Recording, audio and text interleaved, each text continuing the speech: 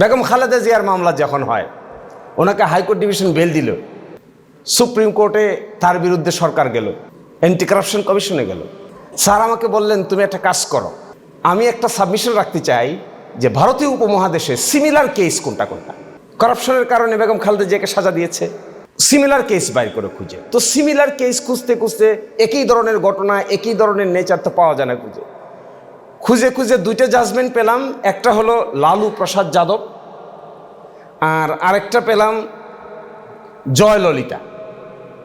তো উনি বলেন যে লালু প্রসাদ যাদবেরটা আমি সাইড করতে চাই না, কারণ লালু প্রসাদ যাদব তো পুরুষ, বেগম খালেদা জিয়া হলেন মহিলা, সুতরাং জয়ললিতার মামলাটা আমি সাইড করতে চাই।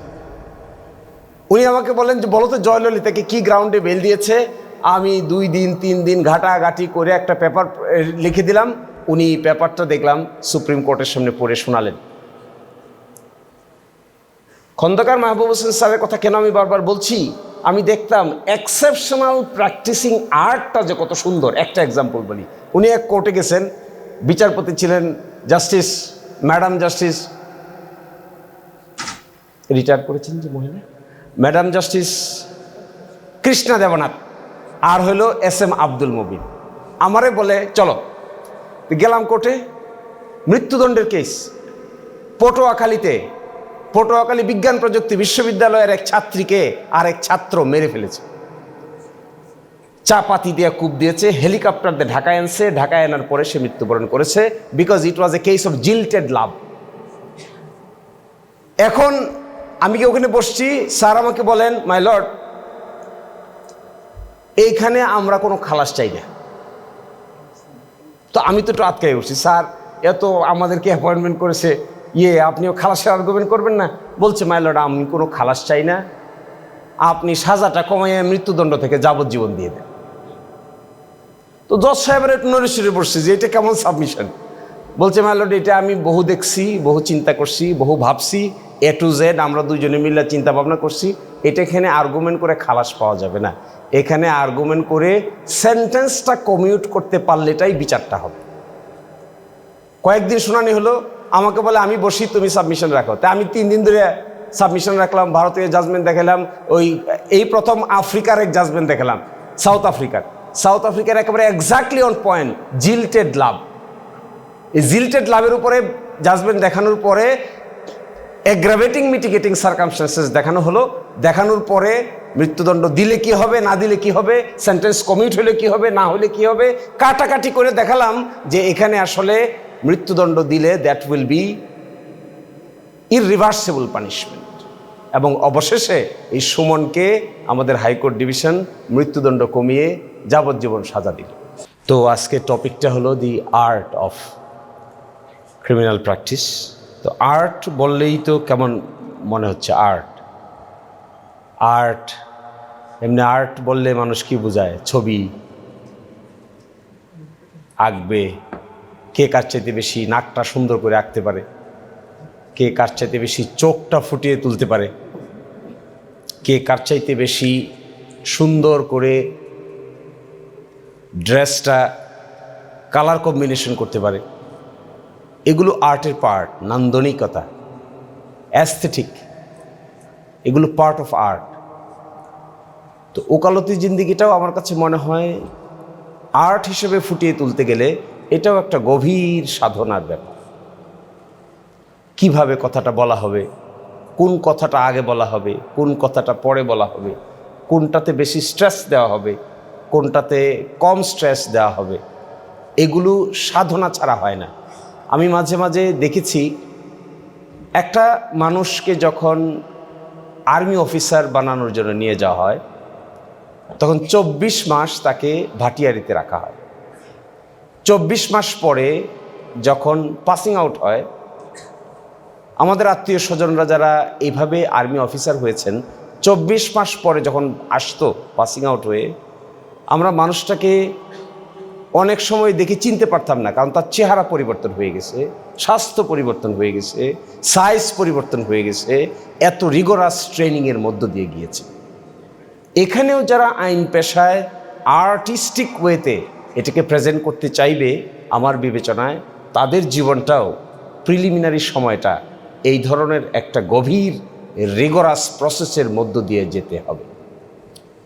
এখন রিগরাস প্রসেসের মধ্য দিয়ে না যেতে পারলে তো মাথা খুলবে না, কলম খুলবে না, পড়ার ধরন চেঞ্জ হবে না। সকলেই পড়ে, আমিও পড়ি, তা আমি তো আর আর্টিস্টিক হব না, আমি তো আর শিল্পী হব না। শিল্পী সে হবে সকলের মতো আমি যখন ভিন্নভাবে পড়তে পারি। খন্দকার মাহবুব হোসেন স্যারের কথা আমি এখানে বলি একটু। স্যার মাঝে মাঝে আমারে বলতেন পেপার বুক পড়ো, আমি গল্পের ছলে কথাগুলো বলি শেষ করে দিব। বলছি পেপার বুক পড়ো। সিরাজি নামে একটা লোকের কেস করতে গেলাম, আমাকে বলে তুমি পেপার বুক পড়ো। তা আমি পেপার বুক পড়ছি, ওয়াইফ কিলিং কেস।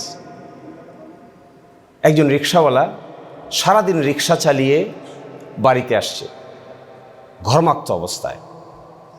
সে স্বীকারোক্তিমূলক জবানবন্দি দিয়ে বলছে এই কথাগুলো, যে বাড়িতে আসলাম, এসে দেখি আমার ওয়াইফ তরকারি কাটতেছে। তাকে বললাম আমাকে একটা ডিম বাইজে দে।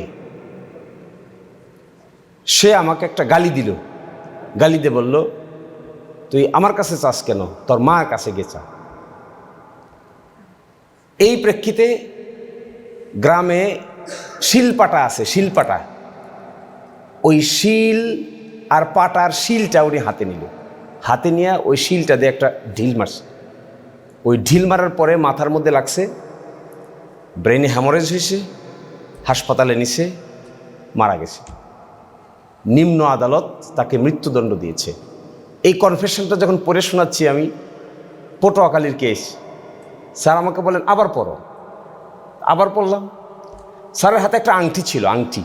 তো এই আংটিটা এরকম করে একবার ঢোকায় একবার বের করে, একবার ঢোকায় একবার বের করে, আর গুনগুন গুনগুন করে। তা আমি আবার পড়ে শোনালাম কনফেশনটা। কি করব স্যার? বলে আবার পড়ো। আবার পড়ছি, পড়ে বলে যে কি বললা, কি বললা? শিল, শিল, শিল, শিল, শিলটা একটা দাগ দাও। তো দাগ দিলাম শিল। বলে এইটাই আর্গুমেন্ট, শিল। তো বলে স্যার শিলের কি আর্গুমেন্ট হবে? বলে এটা কালকে কোর্টে। My lord justice Ruhul Quddus এখনো আছেন। আমারে বলে তুমি একটা জাজমেন্ট খুঁজো, provocation varies person to person. এই থিওরি আমি এখানে অ্যাপ্লাই করব। Provocation is such a theory, it varies person to person. একজন অশিক্ষিত মানুষের প্রভোকেশন আর একজন শিক্ষিত সফিস্টিকেটেড ইউনিভার্সিটি টিচারের প্রভোকেশন, আর একজন লয়ারের প্রভোকেশন, আর একজন বিচারকের প্রভোকেশন, এটা কখনো এক হবে না। আমি এই আর্গুমেন্ট এখানে করতে চাই। কারণ দ্য পার্সন ওয়াজ এ রিক্সাওয়ালা, হোল ডে তিনি রিক্সা পোলার, রিক্সা চালাইছেন, ঘর্মাক্ত অবস্থায় বসছেন, আসছেন বাড়িতে ডিম দিয়ে, এটা ডিম বাজি করে দিয়ে। তারপরে আমাকে বললেন খুঁজতে, আমি ইন্ডিয়ান জাজমেন্ট খোঁজা শুরু করলাম। বাংলাদেশে এরকম কোনো জাজমেন্ট নাই। 1931-এর প্রিভি কাউন্সিলের এক জাজমেন্ট পেলাম যে provocation depends on the nature and character of a particular individual and the context and the circumstances under which হি ওয়াজ নার্চার্ড। একটা মানুষ কীভাবে বড় হয়েছে, কোন সার্কামস্টেন্সেসে বেড়ে উঠেছে, কোন পরিবারে জন্ম হয়েছে, কোথায় শিক্ষা নিয়েছে, কি খেয়ে বড় হয়েছে, আশেপাশে কি ছিল, পারিবারিক স্ট্যাটাস কি, এগুলো বিবেচনা করে প্রভোকেশনের মাত্রাগত পার্থক্য হয়। গালি দেয় মানুষ, শিক্ষিত মানুষের গালি একরকম, অশিক্ষিত মানুষের গালি আরেক রকম, ছাত্রদের গালি একরকম, ম্যাচিউরদের গালি আরেক রকম। আমি স্যারকে দেখতাম, আমি এন্ডে কি হলো এটা বলছি, স্যারকে দেখতাম খুব রেগে গেলে চুপ, তখন বোঝা যেত যে স্যার রেগে গেছে। আমরা রেগে গেলে কি করি? আউটবাস্ট করি, কথা বলি, রিপ্লাই করি, ওয়ার্ড ইউজ করি, বকা দেই। উনি রেগে গেছে খুব, মুখ, উনি এত ফর্সা মানুষ ছিলেন না, হঠাৎ করে চুপ, স্যার কথা বলে না, সবাই কথা বলতেছে, স্যার কথা বলে না। কেন?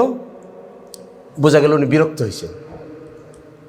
ইট was his style not to respond when he was agitated. চুপ। কিছুক্ষণ পরে 10-15 মিনিট পরে আস্তে আস্তে আস্তে আস্তে মনে হচ্ছে গর্ত থেকে বের হয়ে পরিবেশের সঙ্গে অ্যাডজাস্ট করতেন। এই আর্গুমেন্ট উনি করলেন প্রিভি কাউন্সিলের সেই 1931-এর জাজমেন্ট নিয়ে। গেলেন মাই লর্ড জাস্টিস রুহুল কুদ্দুসের কোর্টে। 2 দিন ধরে শুনানি হলো। জজ সাহেব প্রাথমিকভাবে কনভিন্স হতে চাইলেন না, দ্বিতীয় দিন তৃতীয় দিন কনভিন্স হলেন এবং অবশেষে এই ভদ্রলোকের প্রভোকেশনের কারণে মৃত্যুদণ্ডের সাজা কমিয়ে 10 বছরের কারাদণ্ড দিলেন এবং তিনি মুক্তি পেলেন, সার্ভ আউট হয়ে গেল। তো আমি এই কথাগুলি এই জন্য বলছি যে আসলে ওখান থেকেই আমাদের শেখা। ভারতীয় সাবকন্টিনেন্টের one of the prominent criminal lawyer Ram Jethmalani, আপনারা কেউ কেউ হয়তো জেনে থাকবেন রাম জেঠমালানি, তিনি মিনিস্টারও হয়েছিলেন একবার। তার একটা বিরাট অবদান আছে এই সাবকন্টিনেন্টে মানি লন্ডারিং প্রিভেনশনের জন্য। আমাদের দেশে মানি লন্ডারিং হচ্ছে না অনেক, ভারত থেকেও একসময় মানি লন্ডারিং হতে লাগলো।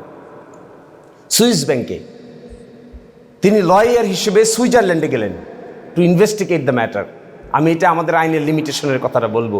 সুইজারল্যান্ডে গিয়ে উনি দেখলেন ভারতীয় বড় বড় মানুষেরা টাকা ভারতের ইকোনমি থেকে সুইস ব্যাংকে নিয়ে জমা করতেছে। তিনি এর বিরুদ্ধে মুভমেন্ট শুরু করলেন এবং শেষ পর্যন্ত 2011 সালে এসে ভারতীয় সুপ্রিম কোর্টে মানি লন্ডারিং প্রিভেনশন আইনগুলোর এক্সিকিউশনের জন্য ইন্ডিয়ান সুপ্রিম কোর্ট একটা যুগান্তকারী রায় দিল এবং সেখানে রাম জেঠমালানি উনি মারা গেছেন, 96 ইয়ার্সে মারা গেছেন। এই রাম জেঠমালানি ওয়াজ হাইলি প্রেইজড। তার আমি আপনাদেরকে অনুরোধ করব ওনার বায়োগ্রাফি পড়ার যদি সুযোগ হয় প্লিজ, এবং ওনার ইউটিউবে ওনাকে নিয়ে অনেক লেকচার্স আছে। লাইভ লো কি কেউ পড়ে দেখেন? লাইভ লো কেউ দেখেন? ইন্ডিয়ান লাইভ লো যদি কারো দেখার সুযোগ থাকে, you can watch his video. অন্য পিপলরা ওনার কর্মকাণ্ডের উপরে বিরাট আলোচনা করেছেন, শর্ট ভিডিও তৈরি করেছেন। আমাদের দেশে তো এগুলো এখনও কালচার তৈরি হয় নাই।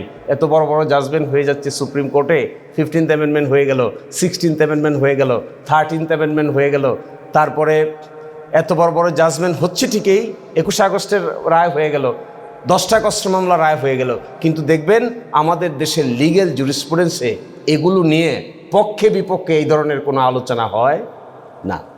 কেন হয় না? Because we are not, till today we are not intellectually updated.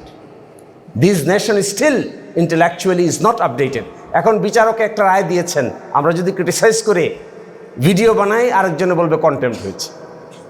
কিন্তু this is a part of discussion, we have every right to criticise, for or against. এই আলোচনা এই দেশে চলতে হবে। ছাত্রদের না হয় ইন্টারেস্টেড হবে কি করে? How the student will know? আমি আরেকটা ছোট্ট ঘটনা শোনাই। বেইল, আমাদের এই বারের একজন বিখ্যাত মেম্বার, ওনার বিরুদ্ধে একটা কেস হলো। ওনাকে, আমি নামটা বলছি না, ওনাকে জেলে নিয়ে গেল, ম্যাজিস্ট্রেট কোর্ট থেকে ওনাকে জেলে নিয়ে গেল। স্যার আমাকে বললেন, খন্দকার মাহবুব হোসেন স্যার আমাকে বললেন ওর বেইল সরাসরি হাইকোর্টে চাইব, তুমি ব্যবস্থা করো, সেশনস কোর্টে আমি যাব না। তা আমি বললাম স্যার এটা কোথায় আমি পাবো? বলে খুঁজো। কখনো কখনো এক্সেপশনাল সার্কামস্টেন্সেসে সেশনস কোর্টে না গিয়ে সরাসরি হাইকোর্টে আসা যায় জাজমেন্ট বাইর করে। তো খুঁজি পাইতো না। আমার সঙ্গে কাজ করে আরেকজন আইনজীবী আছে, ওর নাম সাদ্দাম, ওকে নিয়ে খুঁজি। হঠাৎ করে চোখের সামনে নুরুল ইসলাম বাবুলের কেস পড়লো। সেখানে দেখলাম যে ওই ভদ্রলোক ম্যাজিস্ট্রেট কোর্টে বেল চাইলেন, বেল দিল না, সেশনস কোর্টে বেল চাইলেন, সেশনস কোর্টে খালি ডেট পরে। তখন তিনি করলেন কি, সেশনস কোর্টকে ডিঙে ম্যাজিস্ট্রেট কোর্টের অর্ডারটা নিয়ে সরাসরি হাইকোর্টে আসলো। হাইকোর্ট বেল দিয়ে দিল। হাইকোর্টের অর্ডারের বিরুদ্ধে সরকার সুপ্রিম কোর্টে গেল। সুপ্রিম কোর্টে লিভ দিয়ে শুনানি হলো। সেখানে বিস্তারিত সুপ্রিম কোর্ট বলে দিল, in exceptional circumstances you can come to the high court directly bypassing the sessions court. এবং আসলাম, মামলা ফাইল হলো আমাদের হাইকোর্ট ডিভিশনে। ওই বিজ্ঞ আইনজীবীকে হাইকোর্ট ডিভিশন সরাসরি বেল দিলেন।